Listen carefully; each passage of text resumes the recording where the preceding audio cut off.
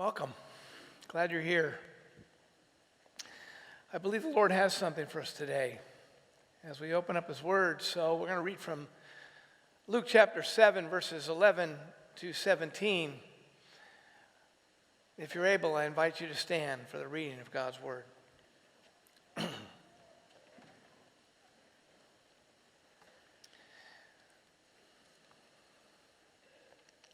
Soon afterward, Jesus went out to a town called Nain, and his disciples and a large crowd went with him. As he approached the town gate, a dead person was being carried out, the only son of his mother, and she was a widow. And a large crowd from the town was with her. When the Lord saw her, his heart went out to her. And he said, "Don't cry." Then he went up and touched the bier they were carrying him on, and the bear stood still. He said, "Young man, I say to you, get up." The dead man sat up and began to talk, and Jesus gave him back to his mother. They were all filled with awe and praised God. "A great prophet has appeared among us," they said. "God has come to help his people." This news about Jesus spread throughout Judea and the surrounding country. This is the word of the Lord. Thanks be to God indeed. You may be seated. Two large crowds converging, like two mighty rivers coming into one, somehow crashing, connecting, and ultimately moving in and through one another. One crowd followed Jesus. We know his disciples, the 12, but he also had men and women followers who were among his disciples. That's a word that means learners or followers. And also, this was a time in his history, especially as recorded in Luke, where great crowds of people wanted to be around him. At this point, they hadn't turned on him yet. They did later in Luke. So they were following him, a lot of people. We don't know the exact number, but numbered likely at least in the hundreds, if not even more than that. So all these people, and this crowd that followed Jesus was probably a crowd filled with anticipation and excitement and ready to hear that new thing that would change them, ready to see that new thing, ready to experience something that would make all of life new. So there was a lot of excitement and energy and focus as Jesus is walking. We don't know if he's at the exact lead, but there are people around this big, large crowd coming up to this city called Nain. It's the only time Nain is mentioned in the Bible. Very obscure place, 6 miles-ish, kind of south of Nazareth where Jesus grew up. He might have even had friends in Nain that he played competitive soccer with. We don't really know much about the city. We know it was big enough to have a gate, but small enough to be considered a village. So that's one group, a large crowd, all we read here, following Jesus. And as they approach this town, and they're approaching the gate, there's another large crowd. It's a different crowd. In fact, it's interesting in the actual original language in the Greek, there's 2 different words that they use for large. They both mean huge, but they're different words. And maybe that's Luke's way of saying they were different. We know a little bit about why they were different. There's this woman coming out of the gate. We know a little bit about her. Well, we know a lot about women at that time, that they were literally property. They had no status. They belonged to their husband. And so this woman was a widow, so she had lost her husband. She had lost literally her life, because that was their social arrangement at that time, and it has been throughout most of history and most cultures the same. This is why in the Old and New Testament frequently we are reminded to take care of those who have been hurt by circumstances, especially widows. Throughout the Old and New, we're told the widows and the fatherless are those 2 special groups marked. And so here's this widow, and then behind her comes another large crowd. And at the head of the crowd is some people carrying not really a coffin, but more like a platform, a bier as it's called. And they're carrying a young man, we don't even know his age, but he was her only son. Now, when your husband died and you're a widow, then the next one in line would be your sons to take care of you. And it would be the oldest son that would have the responsibility to become the patriarch of the family. So at least the widow likely would at least have that first round of protection and resources with her sons, usually. But in this case, she had one son, and now he is gone. And we don't even know what happened to him. What we do know is when someone died at that part of the world in that time in history, they had to bury them rather rapidly because of decomposition. And so she didn't even have time to grieve her son. To grieve her son whom she loved, to grieve her son whom she bore. And not only that, her entire life was shattered. Her only son, no one to take care of her. And we see a large crowd coming out of the gate with her. So it's small enough that she was known, and they grieved with her. Two crowds kind of crashing together, and that's what Luke tells us. Right at that gate, right at that place where they would close up the gate to protect them at night. And so this widow and her son and people from the village are coming out, grieving, mourning, and Jesus' followers coming in, excited, exuberant, expectant. That's the scene as they crash into one another. And Luke tells us simply this little line, when Jesus saw her. He saw her. There were hundreds, likely at least, people in both crowds beginning to converge. How in the world did that happen? Clearly, they could probably tell it was a funeral procession, and maybe even could tell this grieving widow was right in the midst of the front. But somehow he picked her out. He chose her to see. What does it mean to see? Esquire magazine a few years ago, I ran into this, I don't know, getting a haircut, dentist's office, not really sure. It's not, I don't have a subscription, okay? But they interviewed 50 men on who made you the man you are today, who influenced you, and they went after the people, of course, that are the most prominent, politicians, artists, athletes. And I ran across this one line. Tyler Perry, he's an author, he is a filmmaker, an actor. Tyler Perry says this: who made you the man you are today? My next door neighbor very early on, Mr. Johnson. He was the kindest, most gentle man I've ever met. And this is the line that got me. He was the first person to actually see me. Not even in my own house did I exist. But when he looked at me, he let me know that I was alive and I had a voice.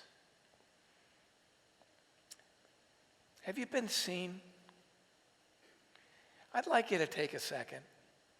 Here as we sit before the Lord who loves us, who has seen you? Reflect on that for a second. Who has made you come alive because they've truly seen you? Consider that.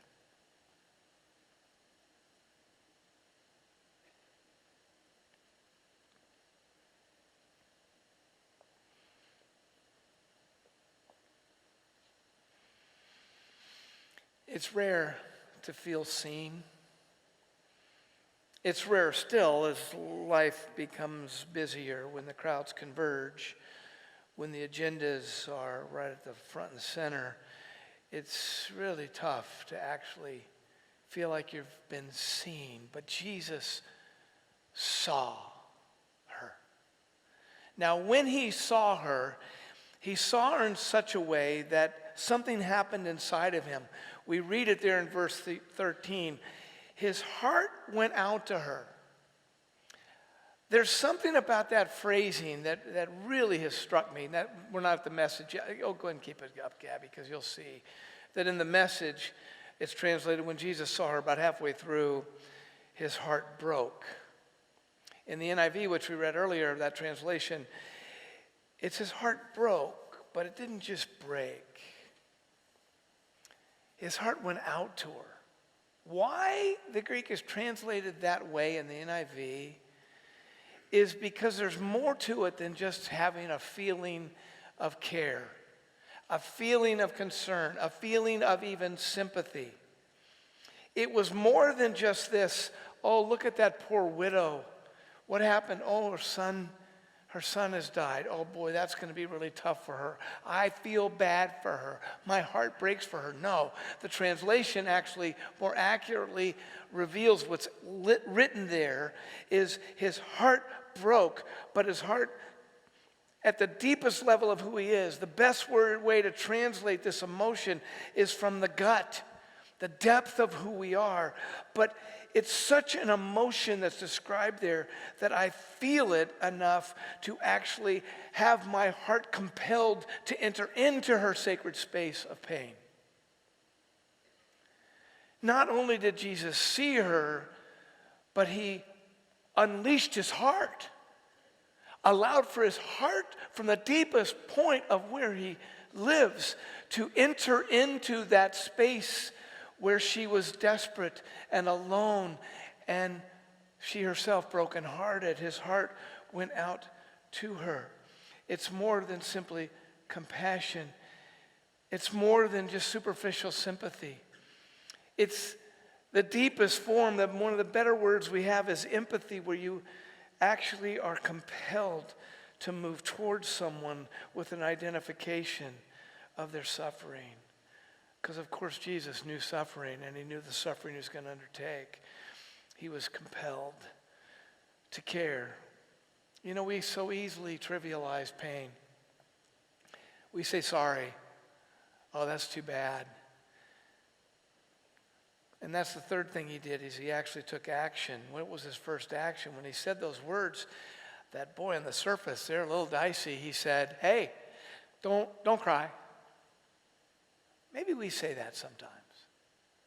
Certainly in the course of my life, I've said a lot of dumb things. And one of the places that I don't recall enough to even share anything close to it is I've said dumb things when it makes things worse for somebody than makes it better.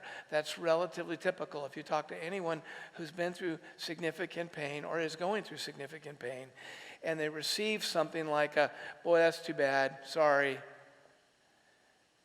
don't cry, God's good.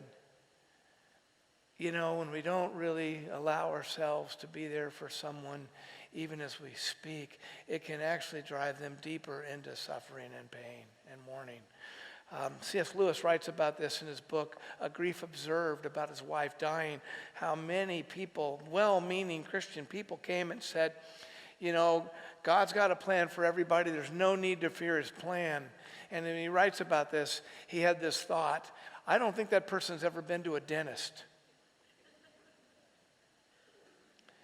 Because you go to a dentist, especially then when C.S. Lewis was writing, because you've neglected your teeth and something's going really bad, and you finally realize, I better get this taken care of because it hurts now, but it's going to hurt a lot worse later if I don't get this taken care of.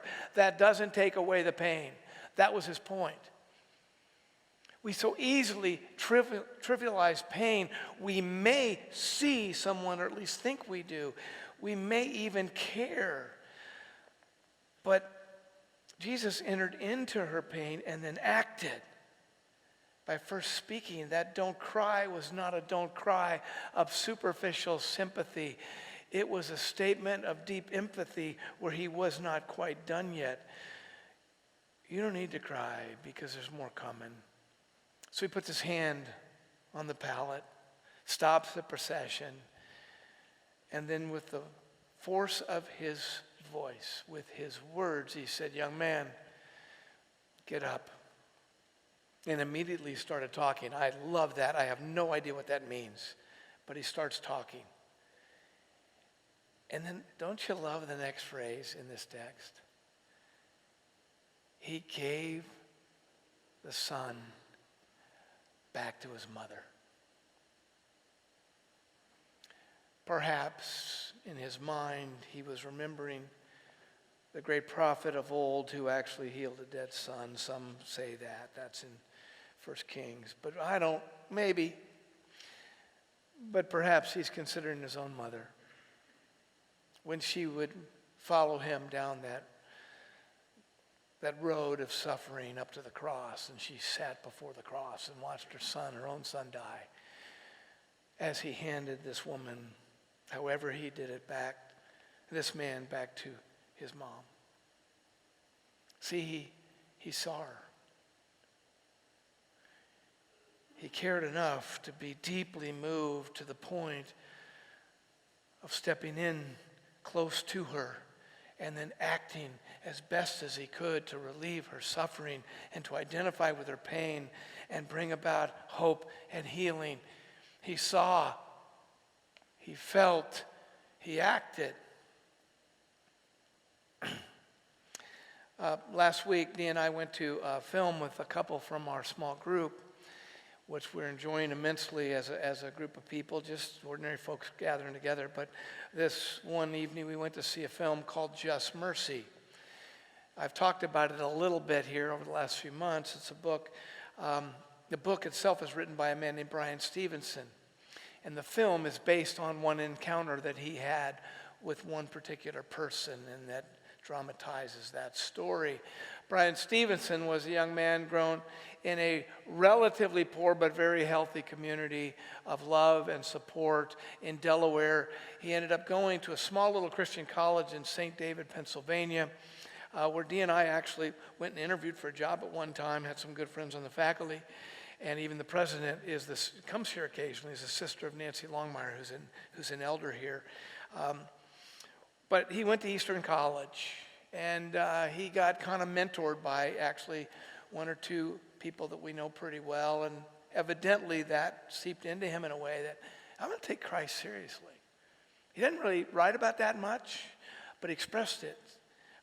He then went to law school, and as he went to law school, he had in the summer have to do a practicum, or maybe the final year, and he got assigned to a group of people that were somehow trying to help people on death row who had received an unfair trial and appeal process, that it was unjust, and they were trying to somehow bring a solid defense for someone on death row who possibly could have been judged unfairly and unjustly.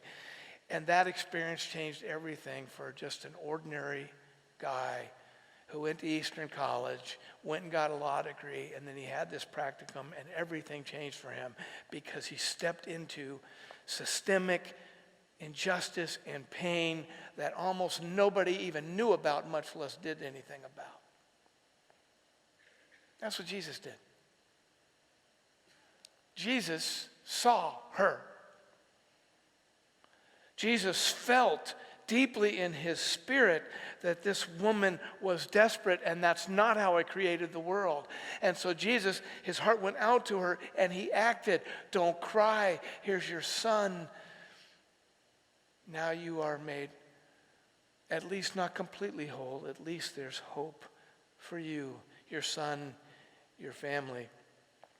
This series, as Philip talked about last week, is about, now that we have explored Jesus Christ, now that we have watched for the light to come, now that we, Christmas Eve, we can sing freely for all God does for us. Fantastic.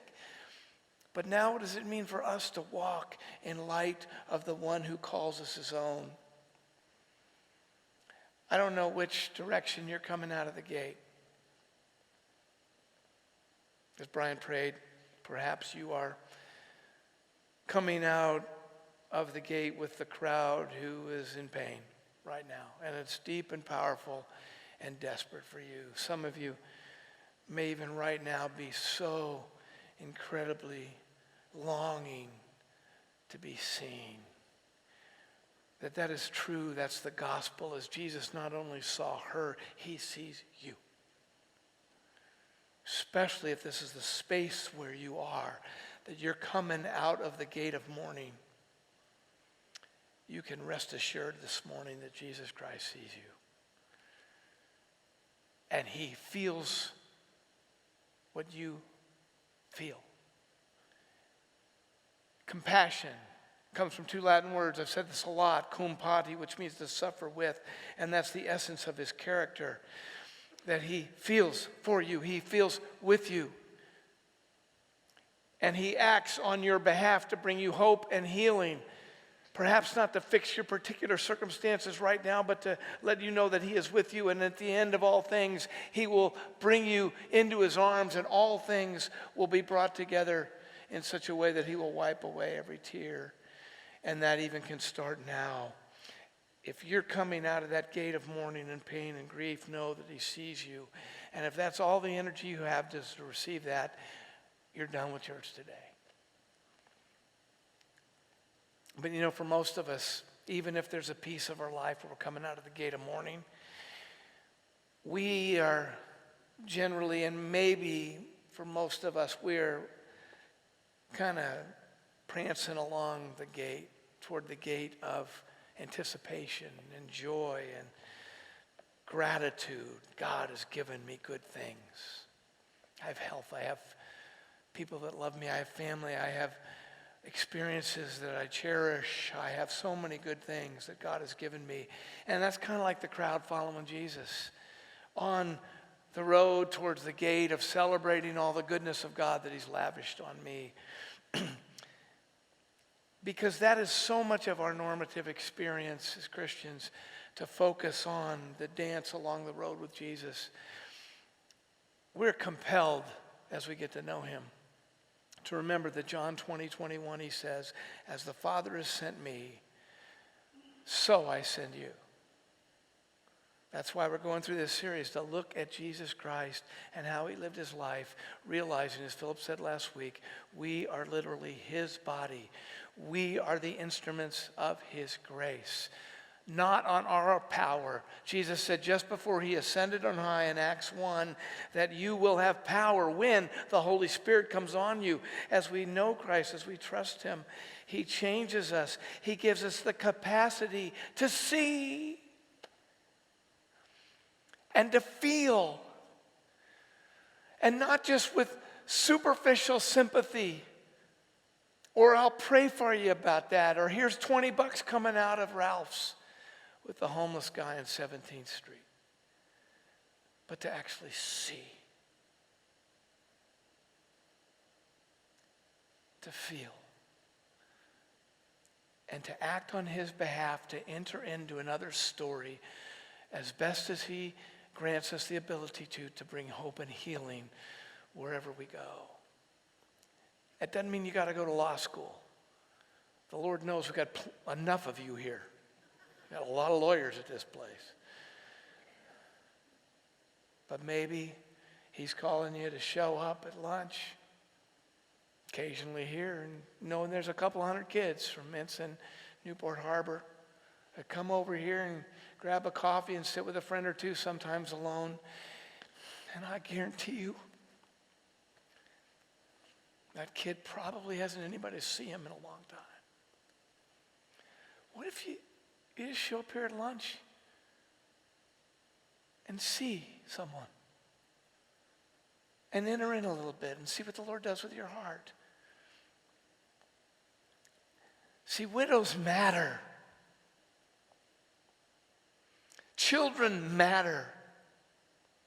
Homeless people matter.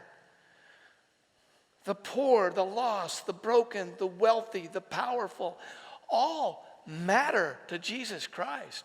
And who are we? We are his hands. We are his feet. We are his heart.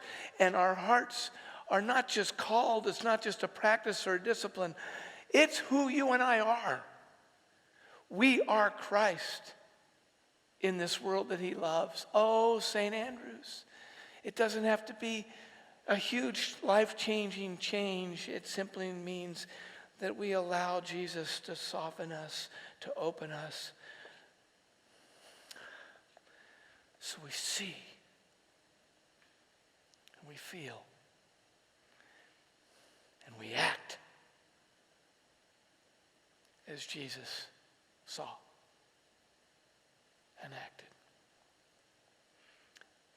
That is the greatest gift of the gospel of Jesus Christ, when he uses us for his purposes in the world, for those who desperately long to be loved.